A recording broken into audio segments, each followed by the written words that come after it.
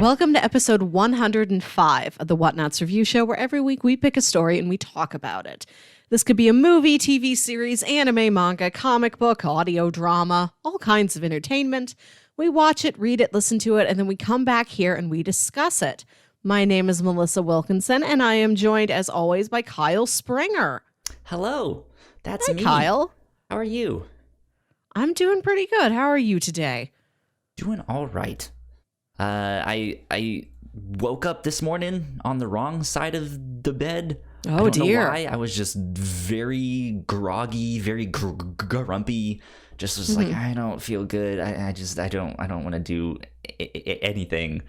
And so I was like, hey, can we postpone the podcast? Because everyone knows that it is against the law to talk about Paddington and be Mr. Grumpy Pants at the same time. So here I am, feeling a lot better. I'm glad. No longer. I'm glad no you took the morning for emotional health. Because you wanted to give your best to Paddington. Exactly. Hashtag for Paddington. For Paddington, we do it all for him. It's good stuff. How's your weekend been so far? It's been good. It's been social. I watched some movies with people yesterday. Today, Nice. I went and dropped off a birthday package for my nephew. I went to my parents' house to pick up some food they made. So lots of little pick-me-ups. It's been a good weekend. I feel pretty refreshed and recharged for the week ahead of me. Sounds good. Yeah. I had a friend of mine tell me they went to work on Friday and it was their first day back after like being off of work. Someone had broken into the store that morning, so they had to deal with that. Then they had to go to the bank for the store, but they couldn't go to the bank because the bushes outside of the bank were on fire. What? And so like the whole fire department was there. On top of that, the AC unit didn't work at the store, so it was just a nightmare. And I was just like, I'm glad I watched Paddington and like didn't have to do anything this week. Like I'm just in this like comfort zone that's just like, things are nice. So we are talking about both of the Paddington movies this week. yes, Which I pitched to you. I pitched to you British film series. So you could have picked this, the Cornetto trilogy, or the Daniel Craig James Bonds. And Paddington, I think, was the correct choice because so it's the pick-me-up we all need right now. And finally, we had to understand the mystery of why people are so all about Paddington. Right. I hadn't seen these, and Me it was either. just like, apparently people love these films, and I don't know why. Now Like, I do. These aren't just popular among families, you know. This isn't just an instant family classic. Many films can be this. I have heard that these are so critically acclaimed. It blew so many other films out of the water. Paddington 2, I think, was like the highest rated film on Rotten Tomatoes or IMDb. Like, it was so many critics' picks for like the best movie of 2017. Yeah. I forget all of its specific like baseball card stats, but Let's see. I'm looking it up right now. Paddington 2 on Rotten Tomatoes is 100%, right? with an audience score of 88. What are they talking about? I don't know. It's And wild. I'm with the 100%. 100%. That is like impossible on Rotten Tomatoes. And here comes Paddington 2. And I am What's on the first one? the critic side with this. These are such thoroughly charming films. They are so precisely made. They're genuinely impressive. The first film is at a 97 on Rotten Tomatoes. So Wow. yeah, they're both just scored phenomenally. Yeah. Yeah. Good stuff. So yeah, what did you think of them now that we've watched them? I'm assuming you liked it. I did. I was just saying this while you were looking up numbers. Yeah. I was really impressed by them. Not just charmed, but impressed. Which isn't terribly hard to do with me, but there is master craftsmanship going on here. I think for me, the overall feeling was maybe not movies for me, hence why I did not go watch them. Yeah. But they're just so delightful that you can't hate them. No. It's just like, this is pleasant. This is fun. And I just sat there watching these films being like, I feel delightful. Yeah. The big smile on my exactly. face. Not only delighted, but delightful. These are very hopeful movies. They are. They are. Indeed. So do we want to do like plot synopses of these first two films? Yeah. Here? In case you may not be aware, Paddington is a small bear from the dark jungles of Peru, where decades ago this British explorer had come and met his family of these talking smart bears. And the explorer left them with all these remnants of, the London life. And this is a jar of marmalade. This is what we eat in my country. This is my hat. Take my hat. And the explorer goes back to London. And then years later, Paddington wants to travel to London, see this world that has been told to him through stories, see if he can meet these people, go out there, make a life for him, make some friends. And he winds up with this family where like the mom likes him. The mom's pretty charmed. Dad does not like him. Kids ambivalent. And it's just about mixed. him. Yeah. It's about him winning this family over. And in the first movie, he is escaping the clutches of a museum taxidermist who wants to turn him into an exhibit. And in the second movie, he tries to foil a robbery and is mistakenly pinned for it, and he is sent to jail. And he teaches the jail how to make marmalade. Too Paddington, too furious, goes to jail. Paddington is hardcore. You're not hardcore unless you live hardcore. Paddington lives hardcore. Yeah, it's good. It's delightful. I really liked both of these. Mm-hmm. I don't know which one I liked more. It's tough. I want to say the first one, but I see why Paddington 2 is scoring better at the same time. But yeah, they're both just stellar. And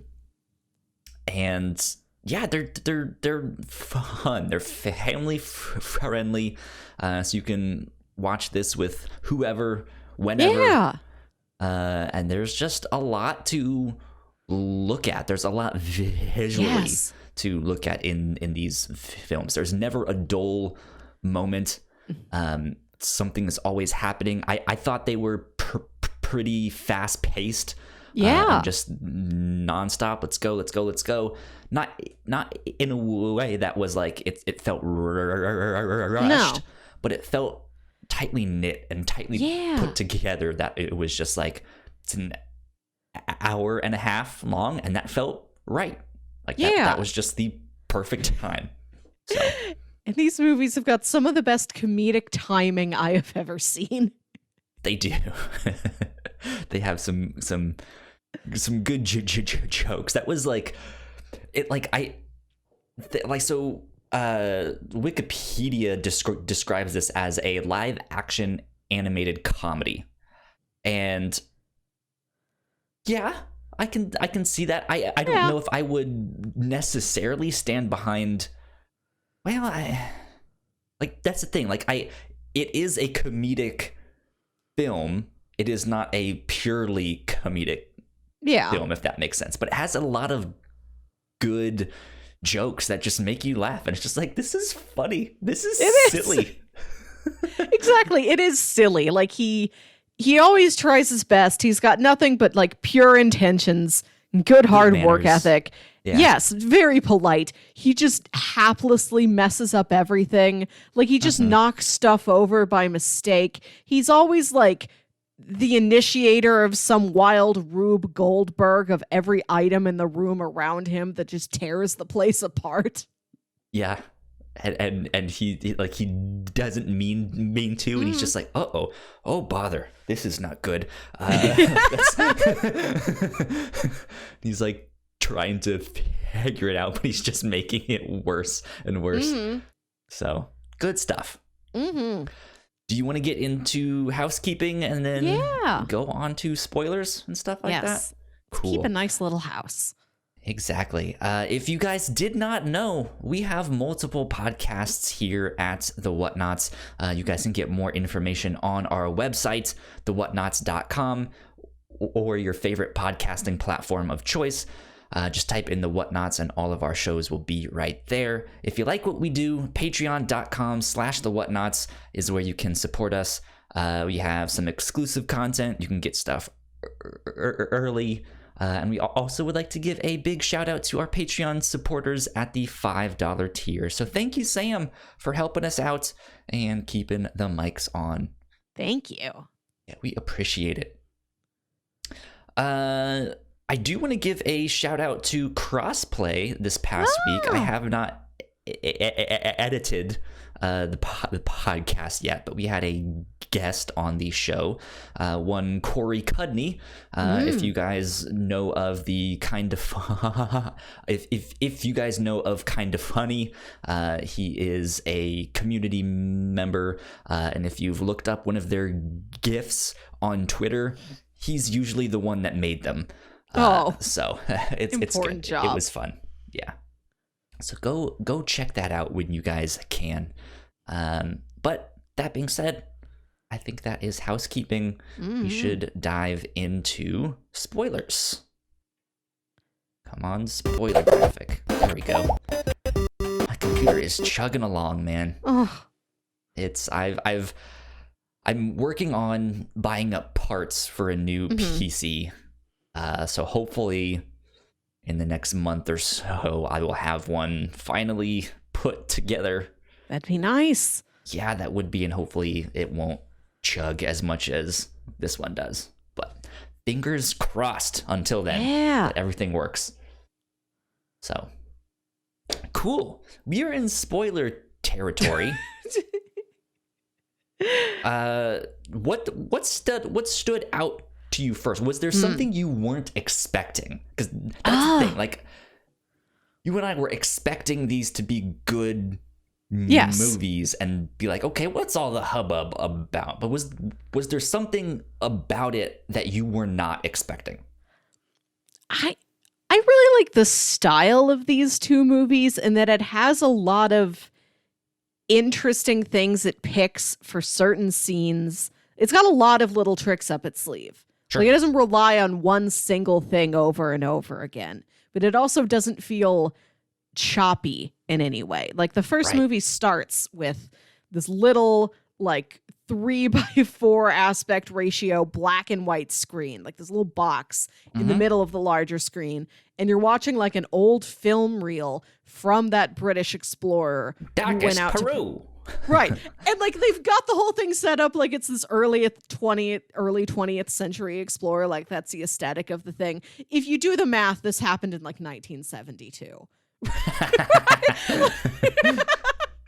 Because his daughter is Nicole Kidman. Groovy Peru. The first movie. Right. So it starts with that. And then the movie has all these imaginative sequences in it. Yeah. Like, there's a mural of a tree that goes up the center staircase in the Brown house where Paddington goes to live. And you see that tree like bloom, and you see like all the leaves and petals fall off, like as a metaphor, as a visual metaphor for the state of the family. Like, you see that happening.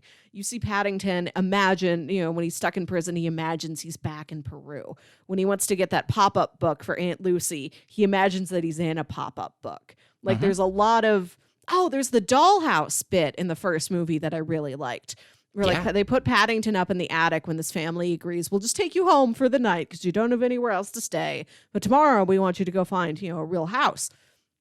And like they put him up in the attic and there's this doll house up there and it unfolds and you see it bisected and there's all of the family members walking around in each of these rooms. Like it takes anything that could be stylized and could be made into this. We're going to literally present this thing to you. Anything that could be done in this metaphoric style, like it picks all of them. And like I said, it doesn't feel choppy. It doesn't feel like the film isn't failing to settle on one particular thing and stick with it. And I think the amount of creativity and the amount of balance that they were able to add to that was really impressive. I agree. I think that was really cool. I liked the dollhouse stuff. I think they did it a second time in Paddington 2. Yeah. If I'm not mistaken. But yeah, that was neat because he's in that scene. I guess throughout these films, Paddington is writing letters to his aunt, and he's like, well, I've met the Browns and they seem like a nice family, but I can only stay one night, and so I have to venture onward and do all of that stuff. But as he's writing this, he's describing the family, and that's when we go to the dollhouse. Yeah. And it opens up, and you get to see like each person is doing, and that's neat because it's not necessarily a montage film, but it achieves the same thing, right? Where it's like we get to see all of these disparate aspects, but all on screen kind of at the same time. Because if it just showed Paddington sitting there writing, it'd be kind of boring. Like it needs to do something. Yeah. And I think that was a really cool way to do that. It's almost like this magical realism. Yes. But it's one that none of the characters see. Yes, that's it. It's just for us, the audience. Yeah, which is neat. I like it a lot. When I was watching the first movie, what I was comparing it to in my head, and that it's got all these little tricks, and you don't mind the fact that there's no one motif that it sticks with. Like every scene, it's got some new stylistic thing it's trying out. And like what this reminds me of is a pop-up book. Or like when you're a little kid and you have those pop-up or activity books, or it's like lift the flap, move this thing over. Here's a wheel you can spin. Here's a pocket. You open up the pocket and there's a little piece of paper inside of there. Like that's what it reminded me of. And so I was so delighted. It's like the movie was reading my mind when I get to the second movie and the MacGuffin is a literal pop-up book. Right. Good stuff. Let's talk more so about Paddington, the main character here. So we see him, we just know that some time has passed since the explorer left. I think like Peru. 30, 40 years, Something depending on like that, how old they want us to believe Nicole Kidman is. Looks great. Couldn't place an age on her. Maybe timeless. But so it's not until Paddington 2 that we actually kind of see his origin story. Yeah. How he is just another one of these bears. He seems like maybe his real parents were killed or something happened, some kind of tragedy, and he is now careening down this river on a log, and the two bears, I forget their names. Oh, it's Aunt Lucy and Uncle Vascuzo. Pascuzo, right? Yeah. It's Pastuzo. There we go. But yeah, they go and save him, and they raise him. And they're just doing their thing in the forests of Peru, the jungles of Peru, making marmalade. Yeah. Number one bear treat. right? Eats jars and jars and jars of marmalade. If they have an Etsy store, like Etsy for bears, and they just sell their marmalade to all the like local jungle creatures. I think that would be fun. Yeah. Different explorers brought different snacks. So you've got some iguana that's really into Biscoff. There you go. A snake has those Toblerone things, right? A snake swallowing an entire Toblerone. Yeah, that'd be fun. But the aunt and uncle can't make it to Peru because tragedy strikes. Yeah. Uncle Pastuzo ends up being crushed by a giant tree. There's a big storm. Things are not looking good. And so the what's her name once Aunt again? Lucy. Aunt Lucy. Okay. That should be easy to remember. Come on, Kyle. So she takes this opportunity to basically be like, all right, well, this is a good time to send Paddington off to London and for me to go retire at the home for retired bears, which is apparently a thing out in the middle of the jungle in Peru. I was so happy knowing that she was in a community of other similar bears, because before we just saw, the aunt and the uncle and Paddington living in a treehouse in the jungle, and you don't know where their closest neighbors are. So it did give me legit, like I was caring for my own senior relative, like, oh good, she's with a community. She has friends. She's playing checkers or something, or bingo on Tuesdays, and but yeah, so for the longest time when she kept saying that, like, I'm gonna go retire, I was like, is she gonna die too? This is terribly sad. Why did everyone rate this 100%? But no, she's actually going to retire and just live in a retirement home for bears. And I was like, okay, good.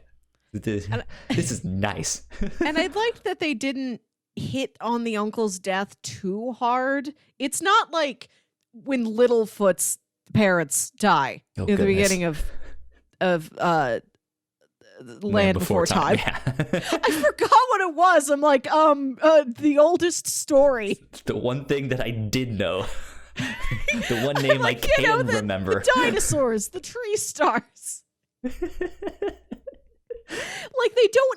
They don't hit it that hard. There's children's movies that you're really enjoying, and then you're like, oh, I forgot how sad this part is. Like when Mufasa dies, or like when Sully has to yell at Boo to try and hit the scaring machine.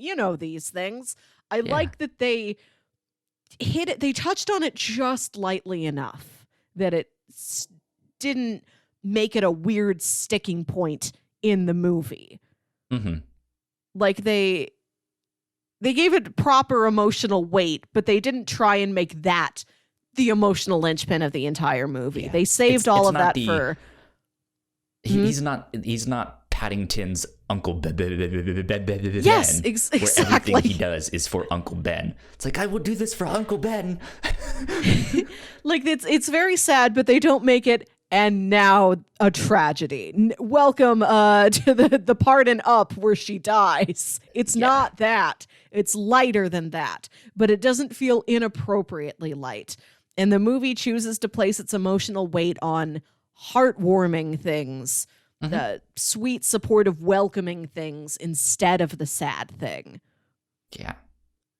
So Paddington finally makes it to London, except Paddington doesn't have a name yet, and he makes it all the way to. He has a roar. Station.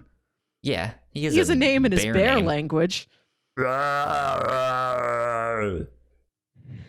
think that was about it, but approximately. Who knows? Yeah.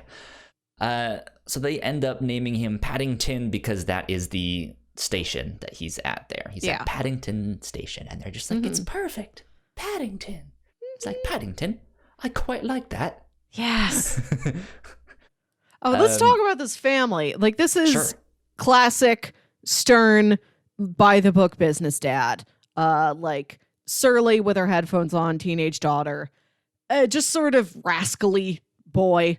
Wants to, climb rocks, stuff. And the mom is like, she's an illustrator. Like, she's a picture book illustrator. And she's the most wide-eyed, like, whimsical woman. She's taken by Paddington immediately. She looks at him like he is an angel. Like, I just want somebody to look at me the way Sally Hawkins looks at Paddington. Yeah, it's good. I like their family a lot. It is, in one sense, it is like this archetypal, typical family. Yeah.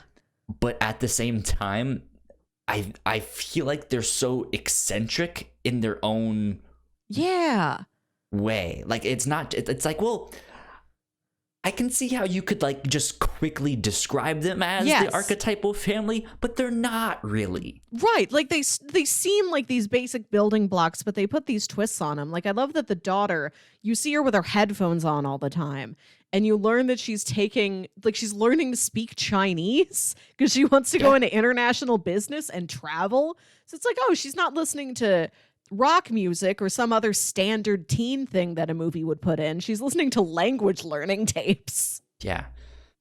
And then the young boy wants to be an astronaut, so he's into like science and blowing things up and stuff like that. Which I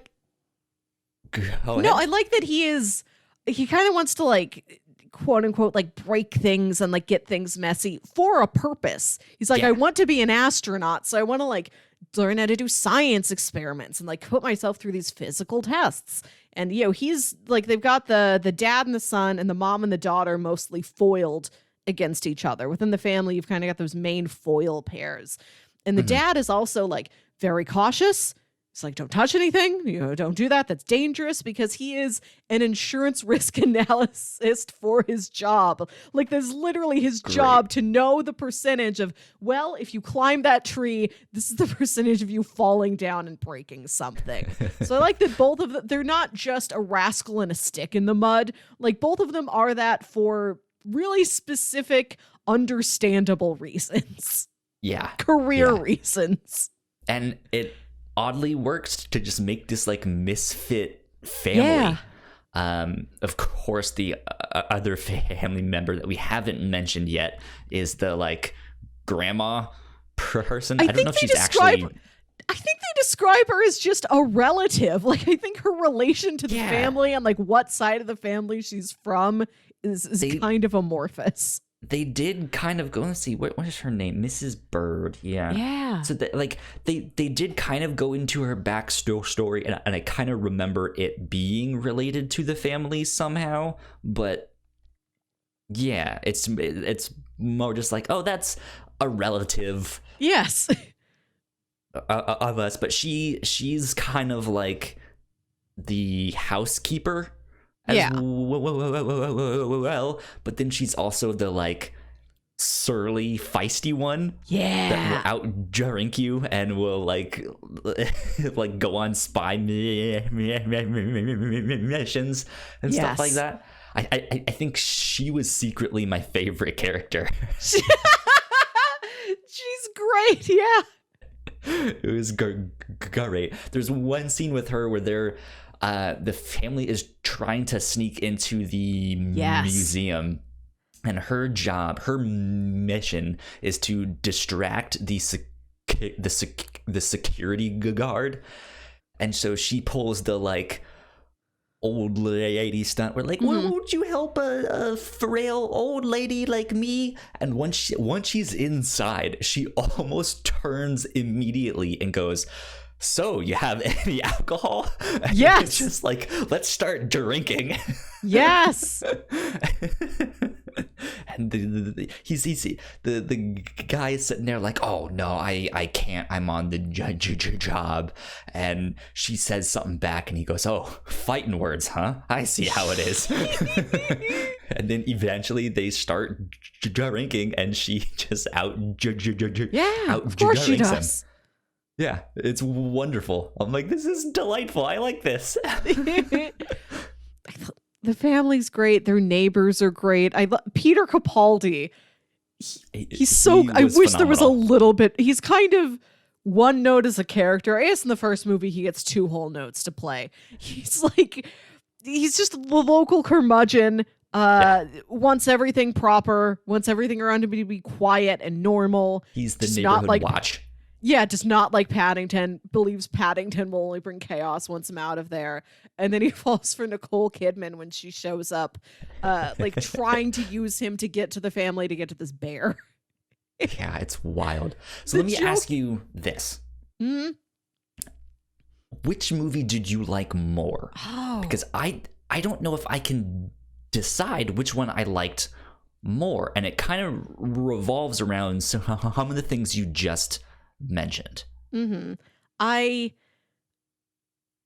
loved Hugh Grant in the second movie, but I think in terms of a more interesting, formidable, and really a fitting for the story foe, I think the first movie's got a slightly better villain in that regard. Sure. Because it seems so much more organic to the story. Not that I don't love what's going on with Hugh Grant in the second movie. It just seems not quite as neat of a puzzle piece fit as the Nicole Kidman villain in the first one. But the second one, everything in the prison, great. It's wild. Yeah, so I don't know. I think I'm leaning towards the first one. Mm-hmm. But I completely understand why the second one is getting higher marks. The first one is so simple and it's so streamlined. And like you said, the villain makes the most sense story-wise. I'll also say that I think I like the climax at the museum in the first movie better than the train fight at the end of the second movie, actually. I just like a museum. Museums are good indeed.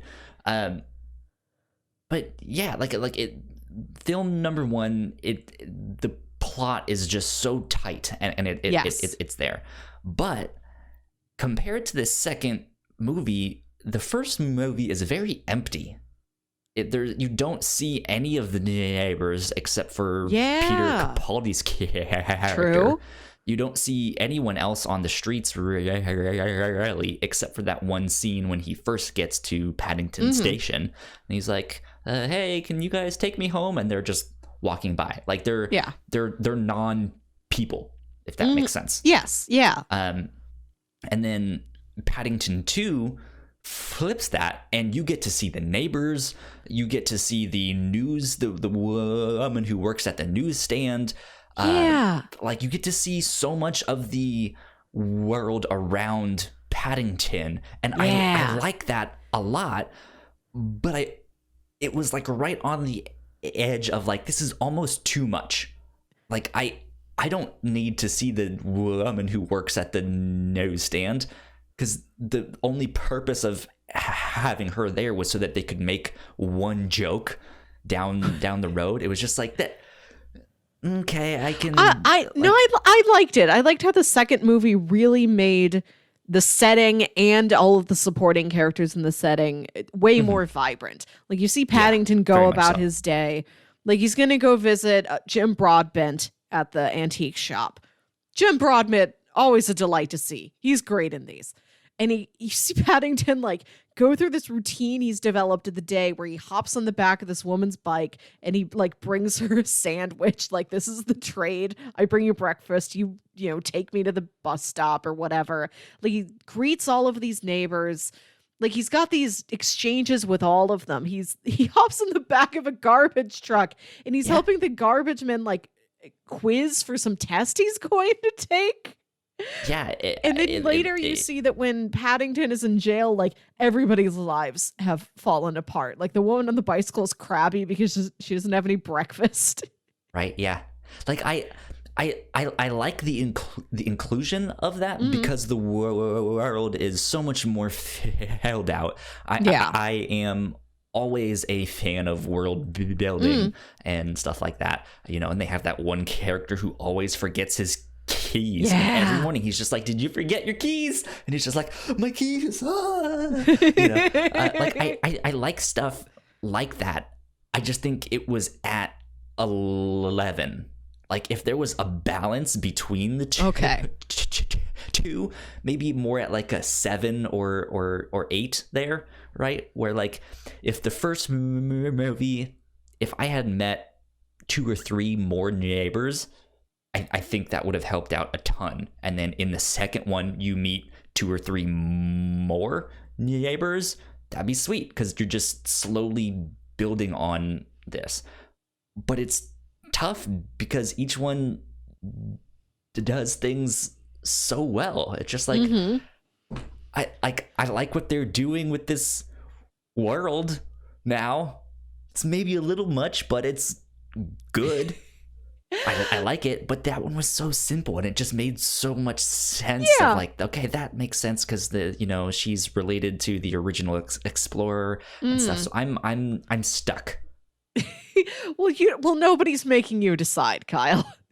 No, Melissa, I have to decide now. No, I don't know. Who knows? The first movie seems so carefully planned out. Both from a craftsmanship standpoint and from the perspective of, let's just make a good, solid, like traditional, fun family adventure film. But like to the nth degree, the best possible version of that. Yeah. In the second movie is like, let's make things a little weird. Paddington is framed for a crime and goes to prison for an hour of the movie. Do you see what I mean by turned up to 11? Right? I like that they took that swing and they backed it up. Like it feels, this is like when the uncle dies. Like it feels just fitting enough. Like you understand how affected Paddington is, but it does not bring down the mood of the entire movie. There are no bummer portions of any of these movies, but you feel for the characters despite that. Like it doesn't, like you said, it balances it really well. It's not too far in either direction where it's like, I'm not really buying what you're doing here, or like, you've gone too far.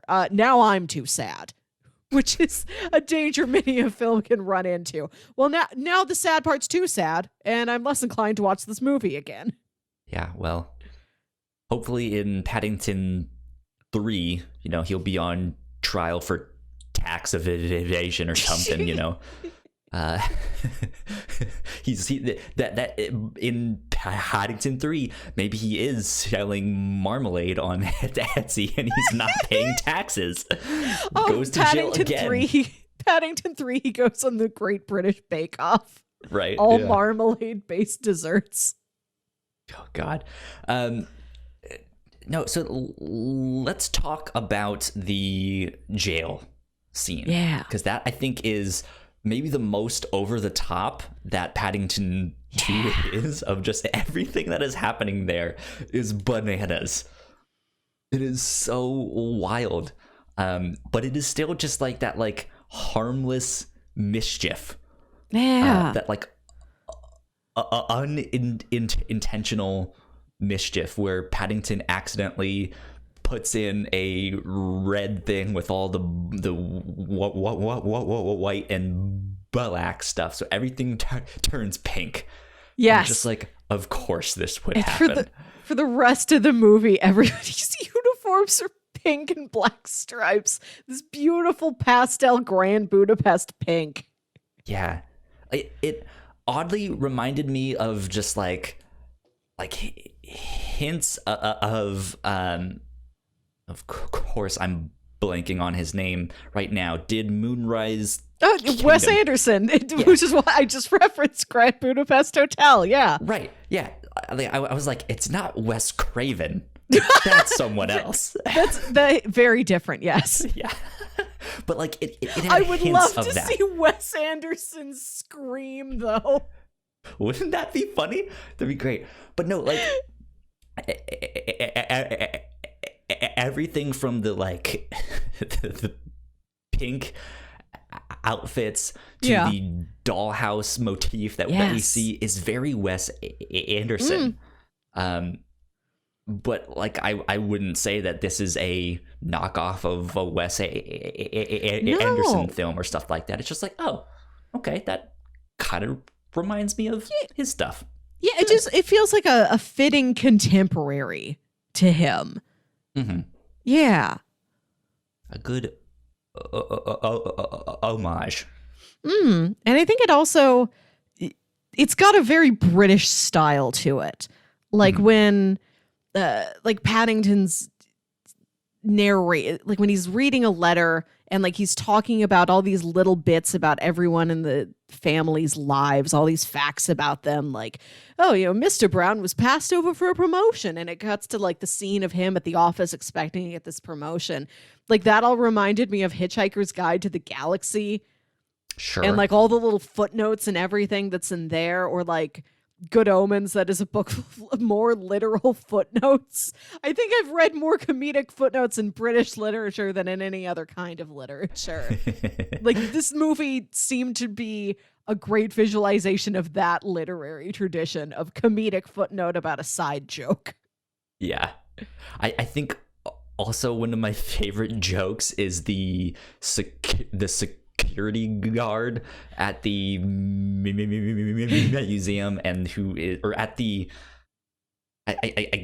it's at the place that he's at the Geographer's Institute, and then he's a security guard at like that basilica. Yeah, it's the same guy not talked about.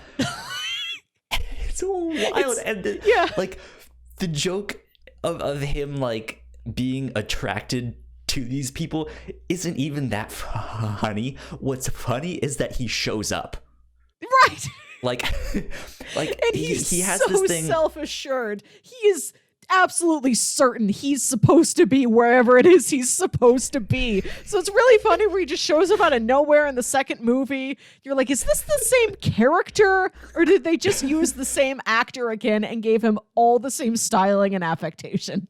Who knows? Maybe he has like a day job as a security guard at one spot and a night job somewhere else. Mm-hmm. But yeah, because in the first one, they're at Mr. Brown's office. No, they're at the Geographer's Institute. That's it. Yeah. Excuse me. Yeah, he's there, but Mr. Brown is cross-dressing to sneak in and get the information that they need, and it's like this they went into Doubtfire situation. Yeah, it's like they went into a janitorial closet and took like the cleaning lady's uniform and clothes and like a wig and also rouge. And the security guard is instantly attracted to her, and it's wild.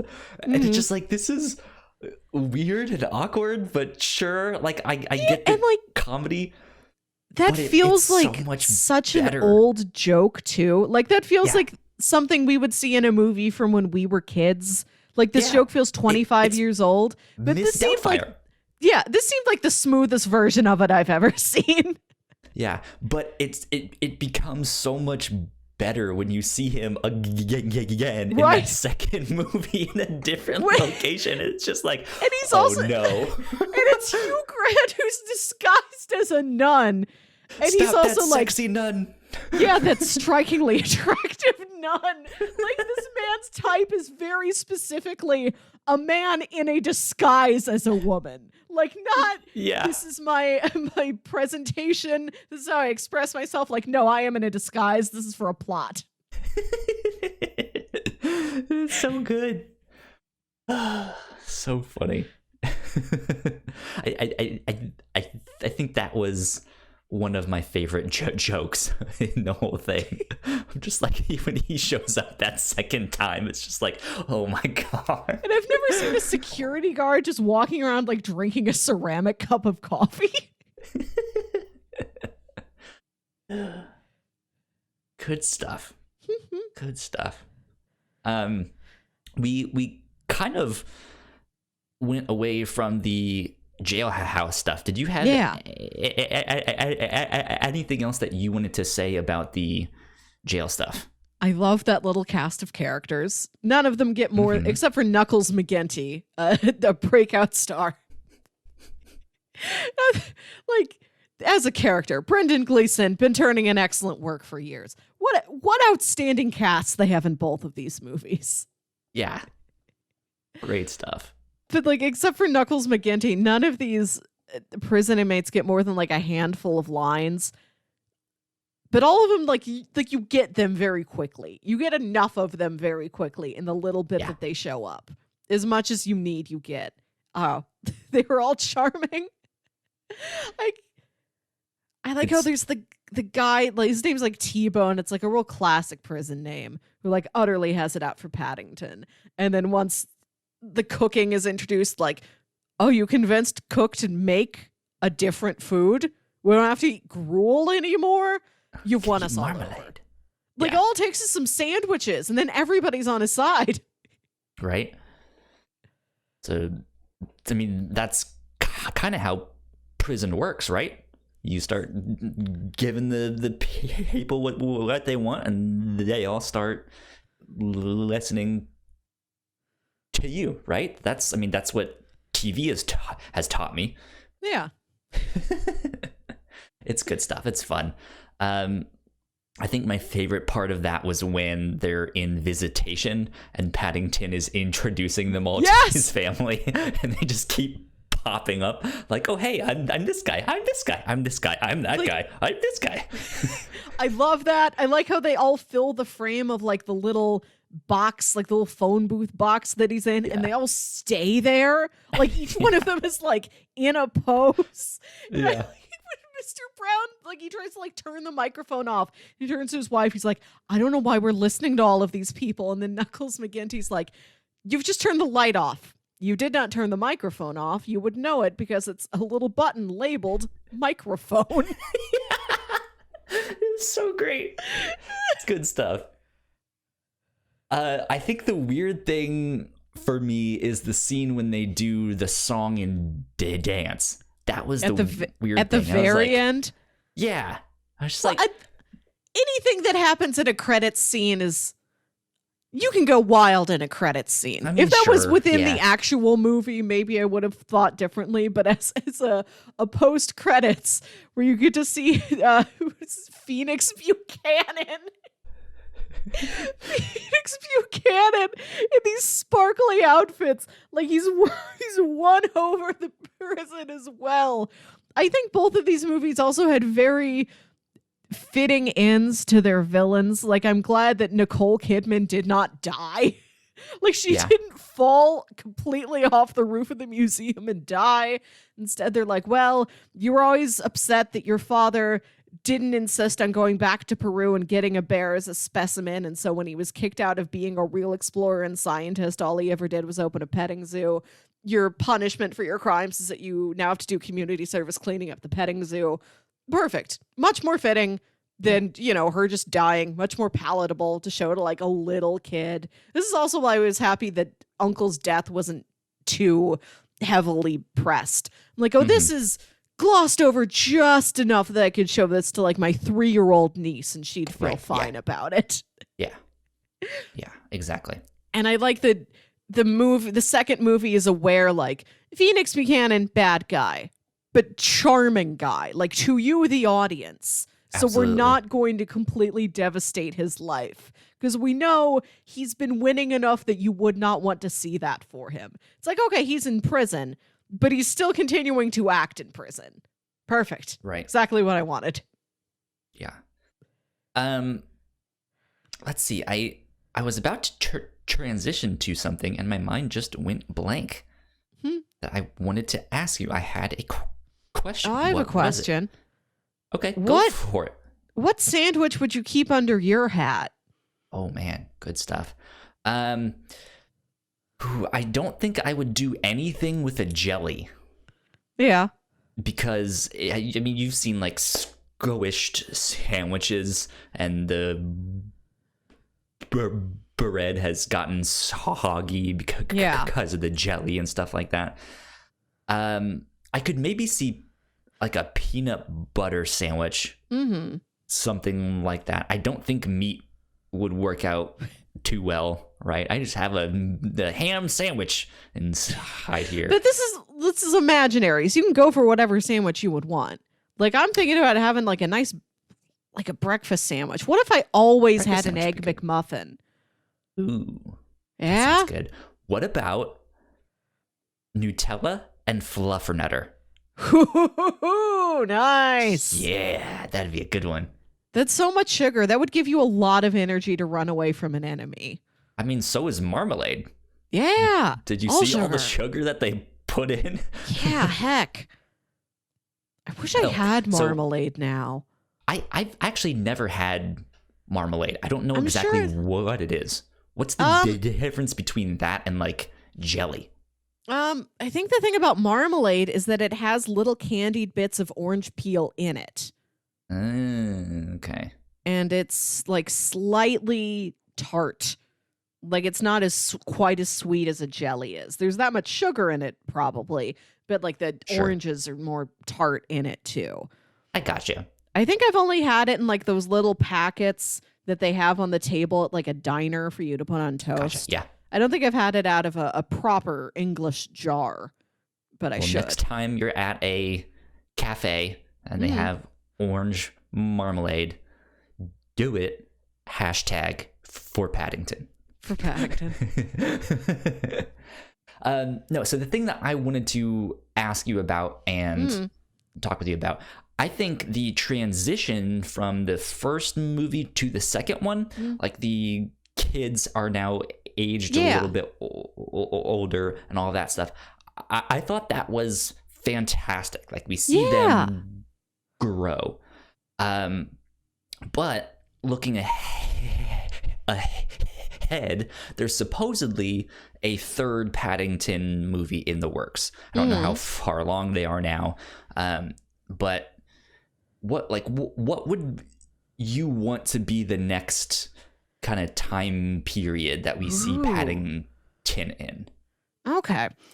Well, so the kids are in the second movie. Judy's like maybe 16 or 17.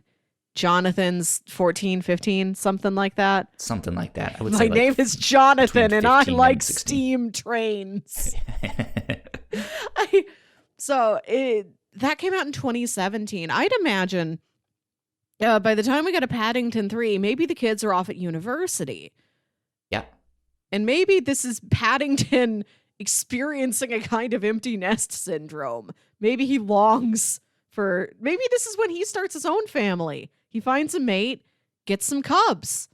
Yeah, that's what I was thinking too, because, I mean, if he's trying to learn what life in London is all about, or just life in general, there is this idea that kids at a certain age, once they go off to college, they move out. They find their own house, you know, so... Maybe, like you said, he stays and he has this, like, empty nest syndrome, or maybe it's a thing where he has to go find... I would also like Paddington to go to Oxford. Right? Yeah. If Paddington goes to university, school. Yes. Either. All are good. Or he like moves out and gets his own apartment, or goes to school or something. Kyle, please. He gets his own flat. Right? Yeah. But I think one of the things we've also not really seen Paddington do is interact with other animals who don't talk. Right. Or can they talk and we just don't know? Like, is this a Toy Story situation where they can all talk and we just aren't in the room there. He hangs out with that dog. There's like a local dog that he's Right. pals with. Yeah. In That's the only one. Yeah. So I would kind of like to see Paddington go to the zoo and see what that's about. Just like, why are they all in cages? You know, just him. Yeah, like interacting with animals as well as like trying to find his own place in the world now that things are kind of moving on. Mm-hmm. Be an interesting one. But they also have like good development in the sense that like in the first movie we know that the boy likes science and stuff like that. He wants to be an astronaut. In the second one, we see him actually like building things and actually making rockets and steam trains and stuff like that. So now that he's in college, you know, what might he be doing then? Yeah. Is he actually in some like tech startup or something? Who knows? Yeah. Those kids seem like they could go far. What a successful family. Yeah. Or the mom could make an adventurous story about Paddington, because we know that there are Paddington books. It loops back around to that. There. Yeah. She helps him write his story. Yeah, that would be interesting. It's also kind of strange. Like we don't. I mean, that's the thing. Like we don't know what would happen in a third one because they're also in a world where they just feel like a talking bear is normal. Yeah. It's interesting how the world treats Paddington. Like, it's just mildly surprising that a bear can talk. They're just like, oh, it's a bear. You're a nice bear. Yeah. It operates on Scooby-Doo rules, kind of. Kind of. I feel like they're more surprised that Scooby can talk. Really? I feel like they are. Like sincerely or like as a meta joke?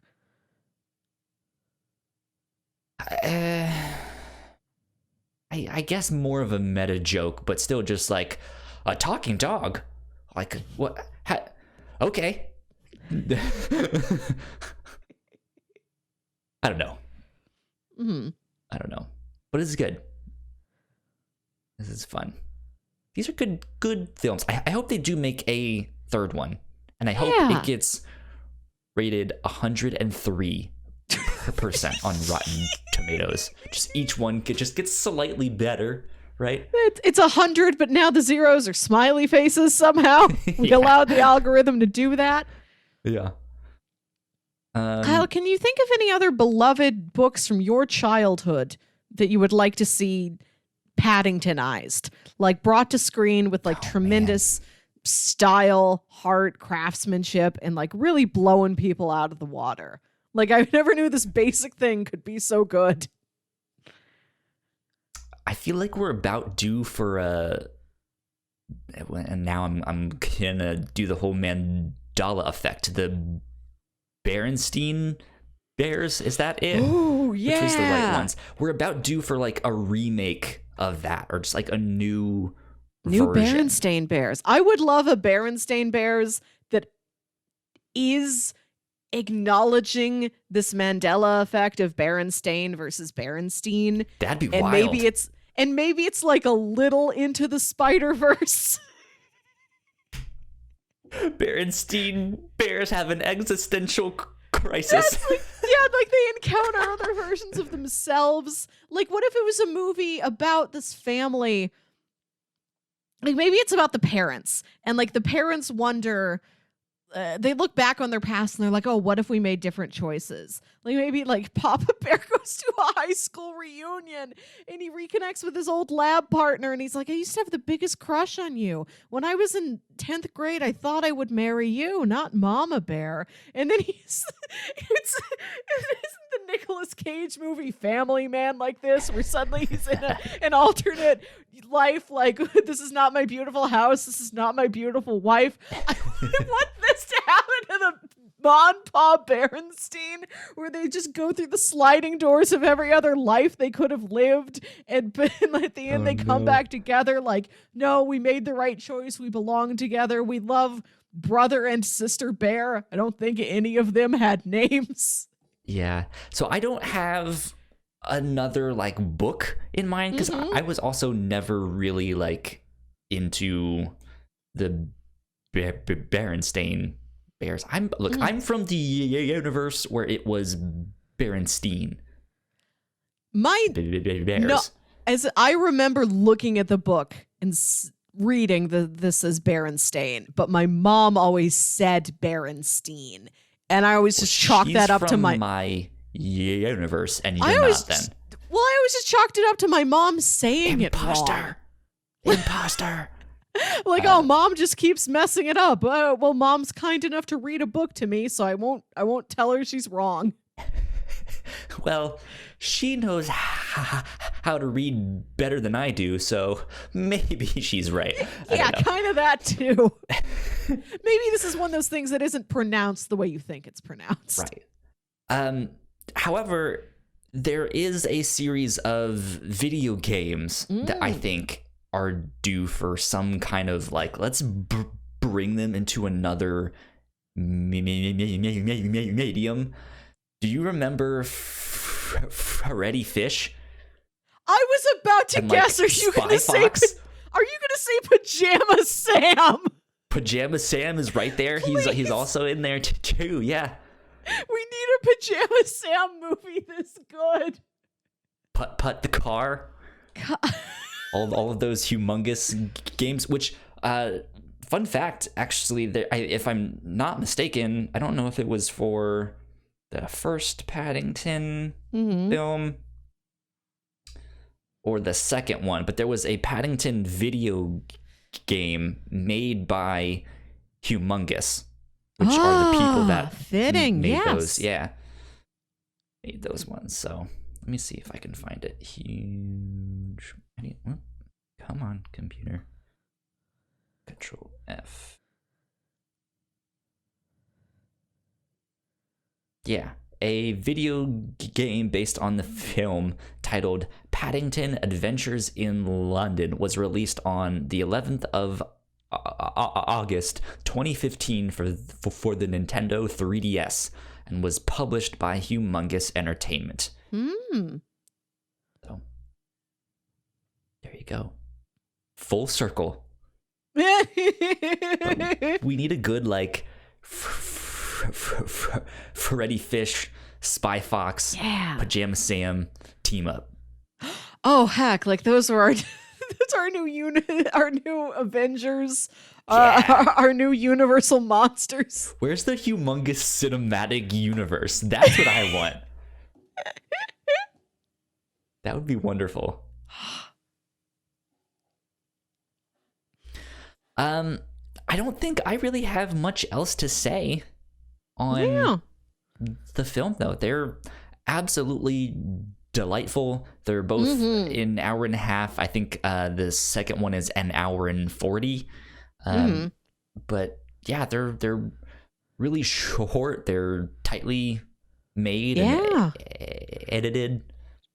Did you have any kind of final things to say about Paddington? Just that, like, I totally get it now. Not that I doubted it before, but I wanted to see with my own eyes, and I have seen. Good stuff.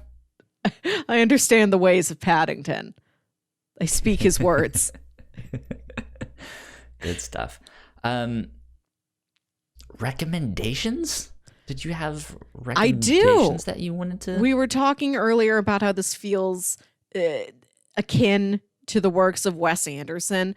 And specifically what it reminded me of the most is the Life Aquatic with Steve Zissou. Interesting.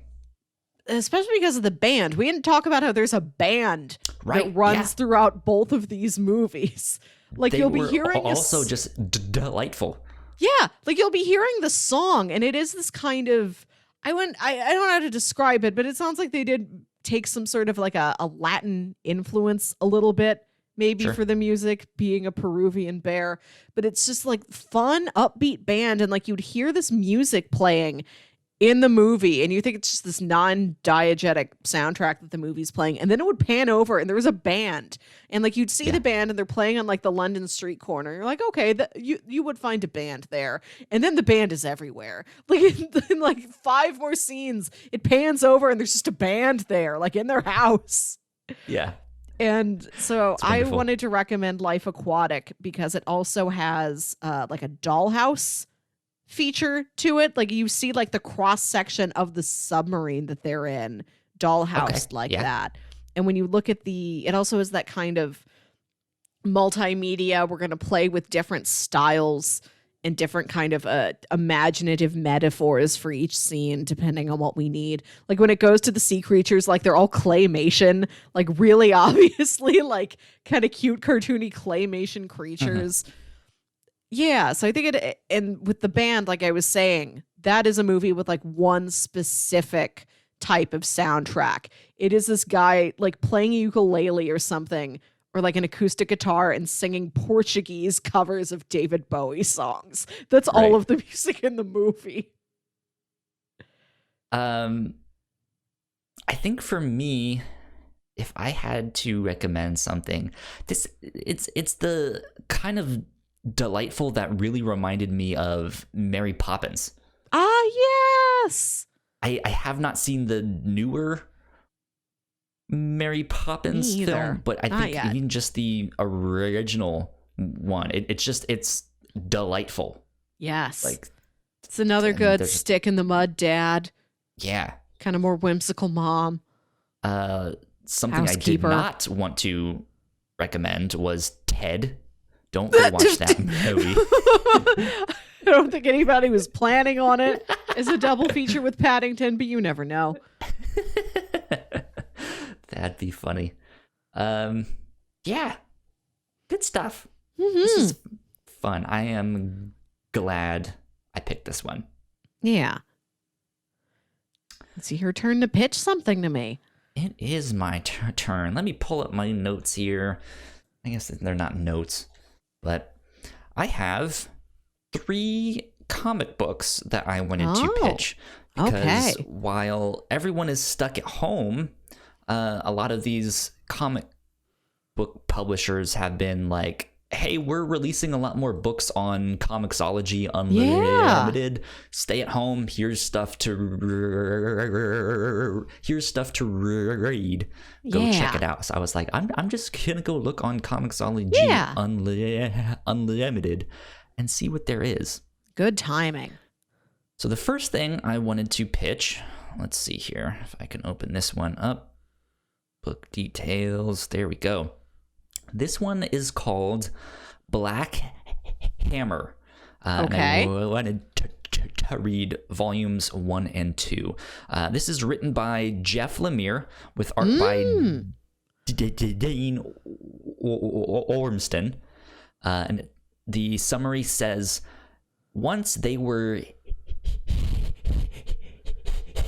heroes, but the age of heroes has long since passed, banished from existence by a multiversal crisis. The old champions of Spiral City now lead simple lives in an idyllic, timeless farming village from which there is no escape. But as they employ all of their super abilities to free themselves from this strange purgatory, a mysterious stranger works to bring them back into action for one last adventure. Okay. So this is a superhero story from Jeff Lemire, and he eventually kind of spins this out into a couple series, and he makes his own like really small like superhero universe. Yeah. And I've heard phenomenal things, but I've never checked it out. Okay. So Jeff Lemire, we've covered twice before. He did Plutona, right? Correct. And Essex County. Indeed. Yes. So that's pitch number 1, Black Hammer Volumes 1 and 2. It just so happens that all of my pitches all start with the letter B. Oh. There was no purpose behind it, but that's just what happened. So pitch number 2 is a book called Birthright. And I would like to read volumes 1 and 2 of that. This is by Josh Williamson and Andre Burisson and Adriano Lucas. It says, the Rhodes family losing their son was the most devastating thing that could have occurred, but it couldn't have prepared them for what happened when he returned.